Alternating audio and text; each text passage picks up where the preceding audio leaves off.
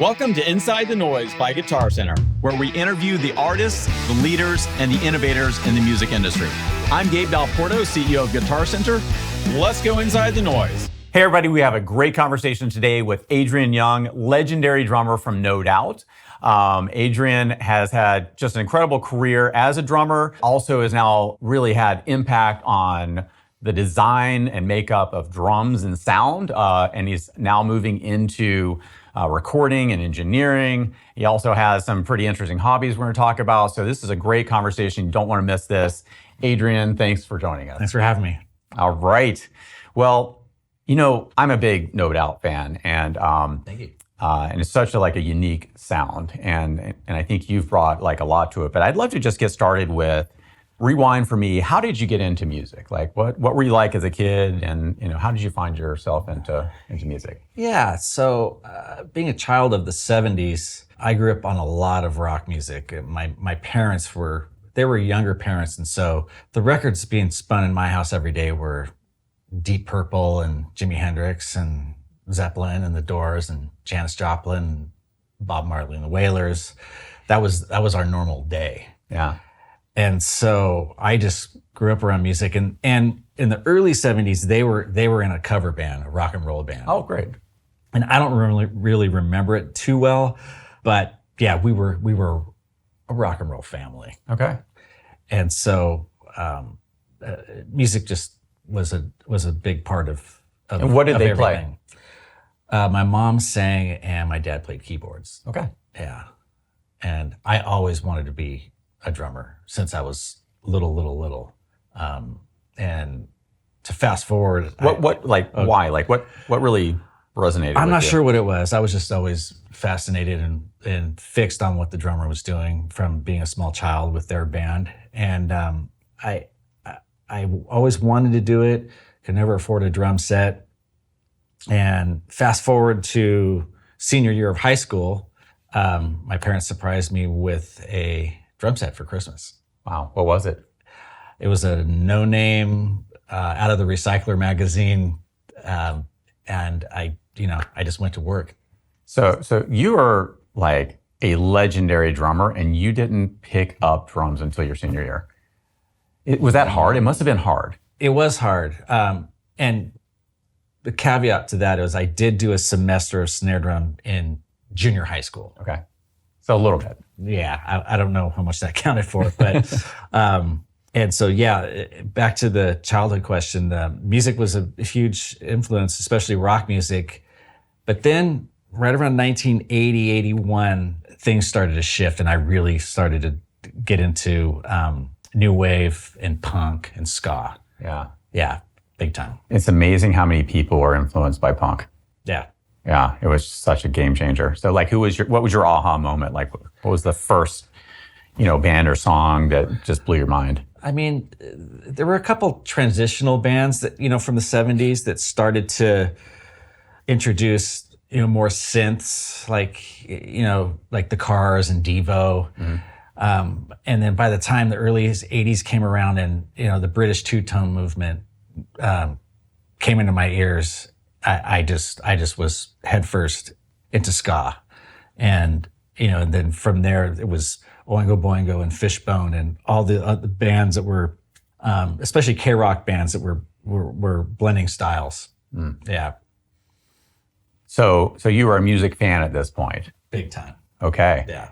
And so your parents give you this drum kit. What do you do? I set it up in my bedroom and I just go to work. It was something that I had wanted to do for so many years, and I just felt like this is what I'm supposed to be doing. At least this is what I want to do, and I'm gonna see how much I enjoy this, and maybe join a band, which I did, and it just kind of went from there. Any formal lessons, or you were just working through yourself? I'm 95% self-taught. Yeah, amazing. Yeah. So senior year, you start learning drums, then we have a local band. What are you doing? Are you going to college? What's your life plans at this point? Yeah, I had a high school band with some friends, and then I went to Long Beach State out of high school, and another friend and I joined a heavy metal band with some older guys in Orange County. And I was going to school. And then in 89, which would have made me like a second year college student, I auditioned for No Doubt. How'd that come about? I was already going to shows because I was one of those ska kids that really was into a lot of the local ska bands at that time. And so I was kind of a part of the scene, if you will. And I got a phone call that they were holding auditions. And I had a demo tape that I'd bought at one of the gigs. And I learned that demo tape like my life depended on it. And I wanted it so bad. However, I had not been playing very long. I'd only been playing about a year and a half. And so... Just incredible. And at that time, the band was still really young, late teens mostly. But they were all pretty good at their instruments already. And I was a newbie, and I just lied. They said, how long have you been playing? I said, about 8 years. But I do the demo tape really well, really well. And 8 years if you count banging on your legs. Yeah, 8 years of desire. Yeah. And that was it. I got in the band, and to be fully transparent, I wasn't. It became obvious to them that my skill set was not very advanced, which it wasn't. And I had a lot of woodshedding that needed to happen, and I knew that. And I just, once again, I went to work. For a good 2 to 3 years, I was inspired to get as good as I could, as fast as I could, with not really much in the way of formal lessons. I couldn't really afford to take a lot of lessons anyway, and I just put my head down and went for it. Yeah. Did you have drummer friends you'd work with, or you're just kind of listening to records and what are they doing there and figuring it out? Yeah, it was put on cassettes and headphones and just go. Now at this point, No Doubt was pretty far from being famous. Oh yeah, so I joined in 89. Yeah. And so how big were they at that point? What type when I joined the band, it would be like playing the whiskey. Okay. Play a gig at the whiskey. Nice. Yeah. Okay, so they're respectable but not huge crowds. Yeah. No. And it was all Southern California based at that point. Yeah. Okay. Mm-hmm. So what were those first, couple of years like? It was exciting. It was fun. I joined a band that I was actually a fan of. And, the sound of the band was already unique at that point. And the band was more of a ska leaning band. I mean, when I joined it, we had already started to experiment with other musical styles, but it was still very much a ska thing. And, I just loved it. I just loved every minute of it. And I was going to college. We were all going to college, but really our focus was on when's the next gig? Let's make a flyer. Let's do mailing list parties for the next gig, which means get stamps, lick them, and send out all these mailers, and everything was just about the band. Yeah. So, being pretty early in your drumming career, were you able to bring a style and an influence to the band yet, or did that develop over time? I think both are true. I had a good musical education because of my parents, and as far as as a listener more than anything, and I drew from a lot of 70s bands, and I also had when I was younger, especially, I had a lot of energy. Mm-hmm. And so they welcomed that there was a positive energy and just pure raw energy that I didn't have to go find that. That was already there. My chops were behind that. They weren't fully caught up to that energy that I had. But the energy that I brought was welcomed. So I think you're being kind of modest on the energy. I've heard it described as chaos. I've heard it described as, oftentimes you'd be on stage barely clothed or maybe not even clothed. And all true. Yeah. So I imagine you brought a lot just to the live performance and the crowd and the excitement. But and I'm glad they welcomed that. But tell me more. It must be, honestly, I'm thinking about this. Must be kind of uncomfortable to be playing drums with no clothes on. It's amazing what a couple beers can do for you. I was so in the moment, and at that point, I just loved shocking people and doing ridiculous things, and getting away with it was a lot of fun. So you eventually get connected with Interscope, and so you get signed, but the success wasn't immediate, and it actually, wound up taking you, a couple of years to kind of still break through. And so, what did it feel like when you got signed? And talk to me about that intermediate period where, you had some backing, but hadn't really broken through yet. Yeah, so we signed to Interscope in 1991, and they were a very new label at that time. Mm-hmm. And there were a couple other labels interested, and Interscope just felt like the right place to go. And for any band to get signed, it's a big deal. It feels amazing. Yeah. What, like that moment, like when you guys got signed, talking about the emotion. We felt we were good enough, yet we felt we were a little odd, and we were never confident enough to say we're going to get signed, because our sound and our songs were different. Yeah. Nothing on the radio was being played like that, and we didn't necessarily feel like we had a lane to fit in with mainstream at all. Mm. And maybe Interscope saw that in our future. We weren't not objective enough to see that. And I'm sorry, so the first record was not commercially successful, like you were suggesting, and the label kind of treated us like a baby band. It wasn't like, here's a big budget to go make a video. There actually was no budget. Yeah. And there was still a lot of DIY things going on with our band. And I don't think the label was going like, this band is a disappointment. I think that they had future aspirations for the growth of the band. Yeah. So your huge breakthrough was Tragic Kingdom, and still like one of the all-time best albums. Tell me about making that album. Like, how did you get to that point? I heard it wasn't smooth sailing actually making the album. Like, tell me about that. It wasn't. And I think we were questioning the label's commitment to the band at that point. Mm. And there's a few reasons for that.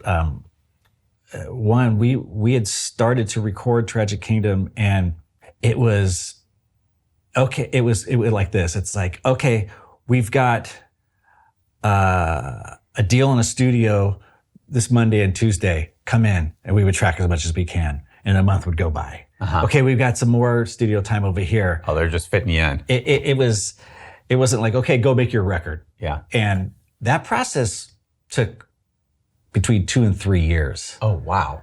And so, yeah, Tragic Kingdom was recorded from, I want to say, 93 through 95. Maybe all of 93. It's a little bit of a blur, but it was a long haul. So much so that we had a bunch of songs that we were anticipating that were not going to be on Tragic Kingdom. Uh-huh. We decided we're just going to go record 10 songs of B-sides, essentially. And we're going to do this, and the label probably won't give a shit. And they didn't. Huh. It was odd, because we just made this, it was called the Beacon Street Collection. We recorded it ourselves in our home studio, put it out ourselves for fans. And they didn't even blink. They didn't say like, you can't do that, you're signed to us. If anything, they probably saw it as, it's okay, let them work their fan base while we decide whether we want to put out this Tragic Kingdom record or not. Oh, wow. Yeah, we were never going, yeah, this record's going to come out. I mean, we all went back to school, got jobs, and Tragic Kingdom was it was essentially finished. And our trust was low. We were hopeful it would come out. Mm-hmm. Yet we weren't going, okay, this record's going to come out. We're going to have another shot at this. I mean, this is an all-time great record. And they're vacillating. Wow. There was some vacillating. Yeah. Yeah. So what pushed it over the edge? Well, they brought in, so they had worked with the band Bush and Bush had a huge record. Yeah. And they had done like a co-label thing with Trauma Records. Interscope and Trauma were the labels for Bush. And so folks over at Interscope said, let's see what the people at Trauma, they're kind of hot right now, what they think of this No Doubt record. And so Trauma got involved. And so Tragic Kingdom had the influence of, yes, we were signed to Interscope, but we also had the Trauma team that was all fired up about it. And So they saw it. They brought some energy to this record that the folks at Interscope, I think, appreciated. They sought out for it, and to their credit, they let Trauma get involved heavily. So how did it go from record to like catching fire? So the first single was Just a Girl, and God, what a great song. we were touring, and we did a video, a real video with a real budget, and so that was exciting. And we thought, okay, we're doing a video, and they're going to promote this song, and they did. And we started to hear it on the radio, and we're shitting ourselves and pinching ourselves, and just we didn't expect it. We didn't have that kind of. We were realists. We you know, how hard is it for bands to break through, and why should we be any different? I mean, we felt we were good. Did we have a lane to get played on K-Rock? We didn't know. Yeah. So that takes off. Yeah. So now you go from, you know, quite a few years of playing, recording, but not having, you know, the success that you would hope for, to like now being superstars. And Approaching that. Yeah. right? And so you're blowing up, you're getting play, you're touring. What, like, talk to me about, did that create an extra layer of pressure? I mean, how did you deal with that emotionally? It's weird. Well, and you know this, like back in the day before, you know, things going viral on TikTok and other mediums as they are now, where things can blow up very quickly, it's a longer ramp. Yeah. Right. So like that single, Just a Girl, you know, it took weeks and weeks and weeks for it to peak wherever it peaks. And I don't remember where it peaked, but there's a slow development there. Yeah. And then the next single was Spiderwebs. And once again, it's a couple months of a run where it goes like this. So by the time we got to the third single, Don't Speak, you know, we'd already circled the globe twice just promoting the record. Wow. Yeah. So everything back in those days took a lot longer. So it didn't feel immediate.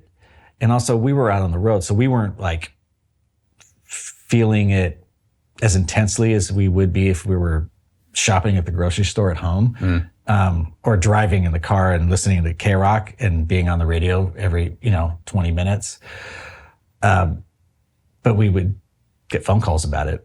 We didn't know, no one had laptops or phones. So we were hearing about it. It felt, this is right when cell phones are starting to come out. Yeah. Yeah. So this was 96. Yeah. We didn't have any cell phones. So it was not immediate, yet very awkward.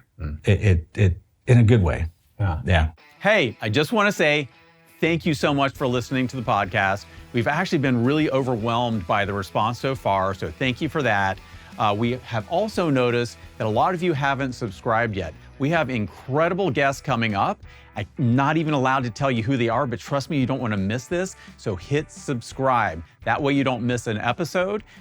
Now back to the program. Now, at some point you get introduced to OCDP, Orange County Drum and Percussion. Mm-hmm. When did you first find this drum kit? This was in the early 90s. So yeah, this is before Tragic Kingdom. And the president, Daniel Jensen, came up to me and said, hey, I think we just played a show with 311 and he had made something for Chad Sexton and said, I want to make you a snare drum. I said, awesome, a snare drum? You want to make me a snare drum? Yeah, fuck yeah, let's go. So I drove down to the shop and we designed a snare drum together and became buddies. And then eventually there was a kit. And in fact, I played that snare drum on the last song we tracked for Tragic Kingdom, which was Spiderwebs. And pretty much at that point, I played OCDP exclusively and still do. Now you working with them, came up with some real innovations, which is like these larger holes drilled in the side, right? So tell me like how that come about. What did that bring? The OCDP team was really creative and thinking outside of the box.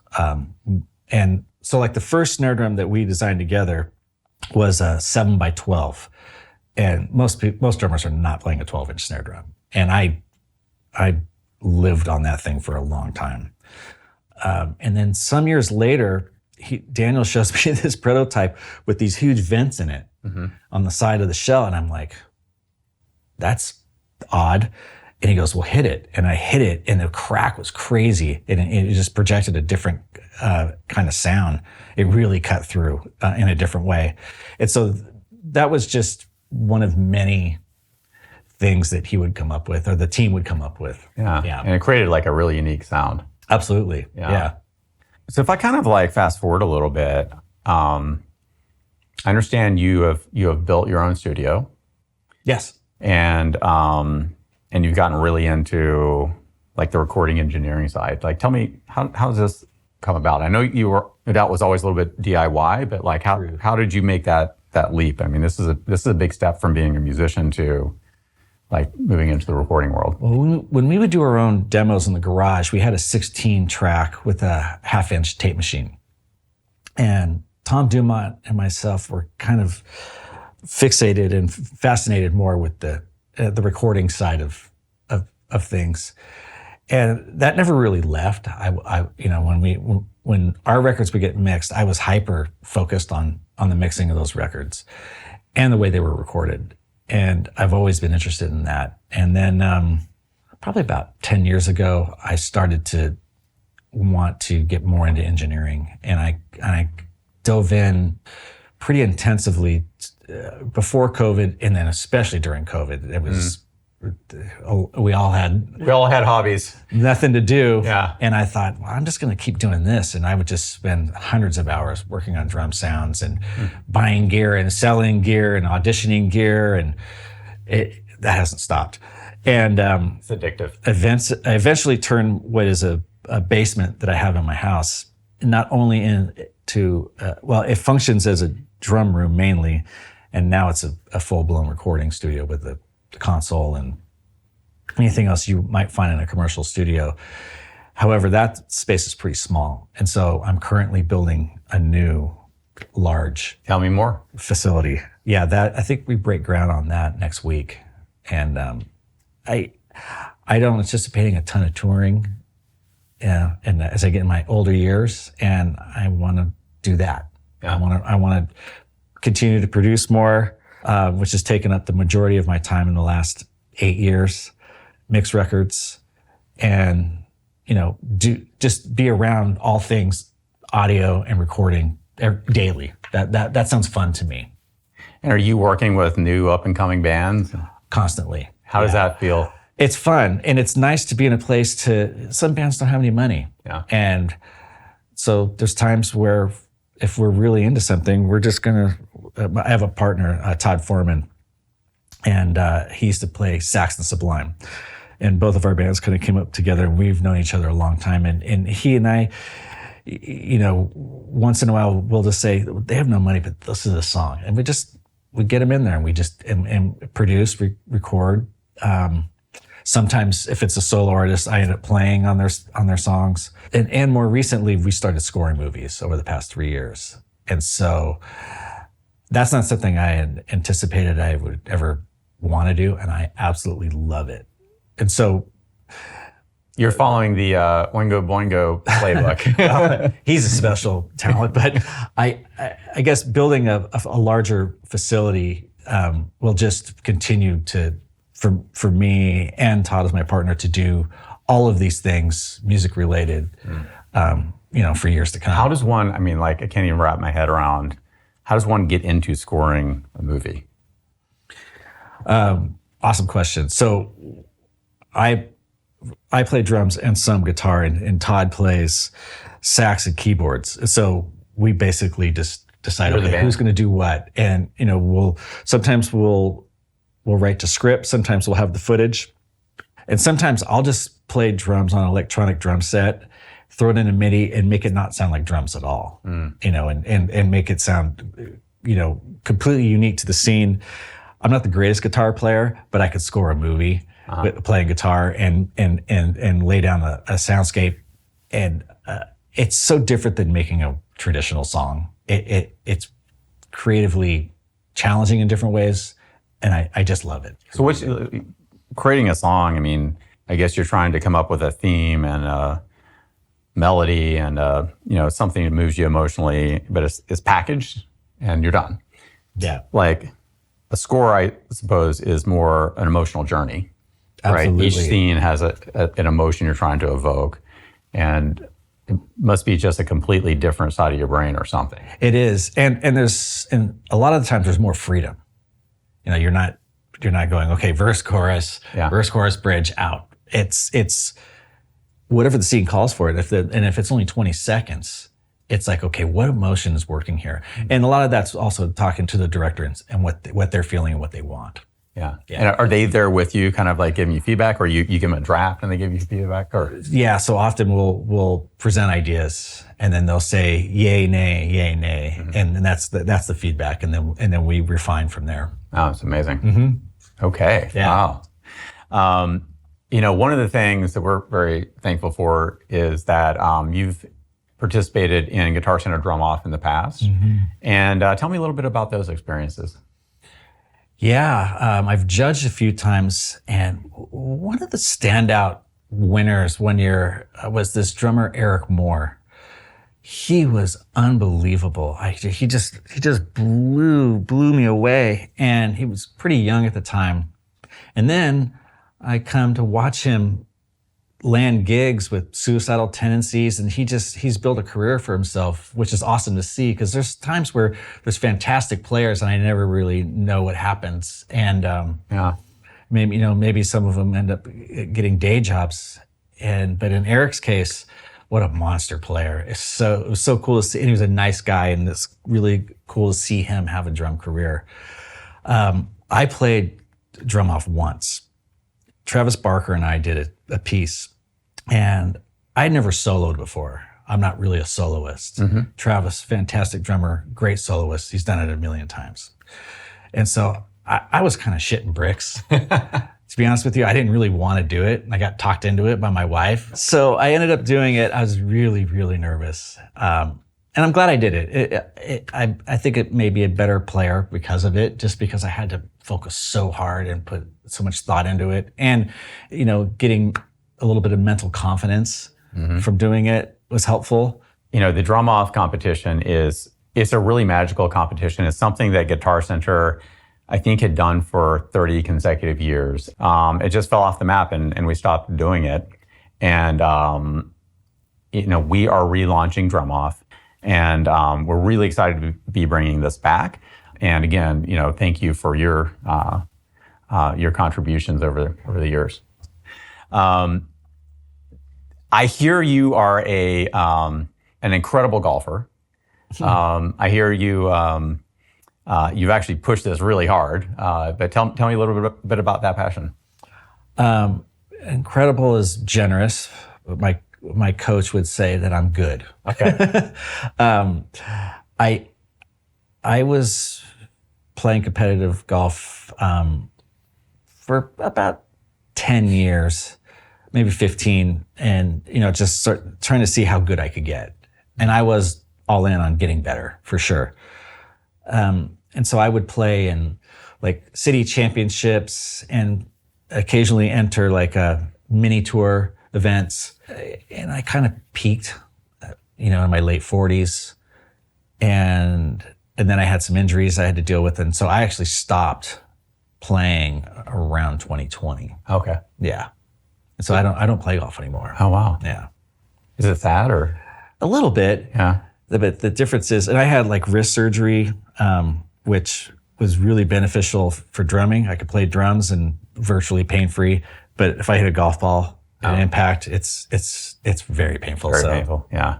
Yeah. Yeah, that happens when we get a little bit older. Yeah, hopefully that'll change and I can do it again. But every time I play golf, my back, like the next day, is just really angry. It's hard on the body. Yeah. Yeah. Yeah. So I want to talk just for a second about OCDP. That brand is being relaunched. Yes. You were involved in the relaunch, or are involved in the relaunch of the brand and the design of the new kits. Tell me a little bit about that. Yeah. So Daniel Jensen and I, we were in a conversation about like what would it be like to relaunch the brand, and of course we're excited to do it. The prototypes that we saw were very good, looks and the sound.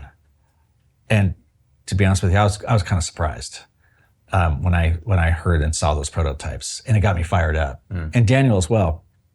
And so it made us want to get involved more than it would have if it was just okay.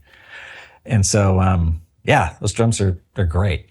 And are you playing on a prototype now, or?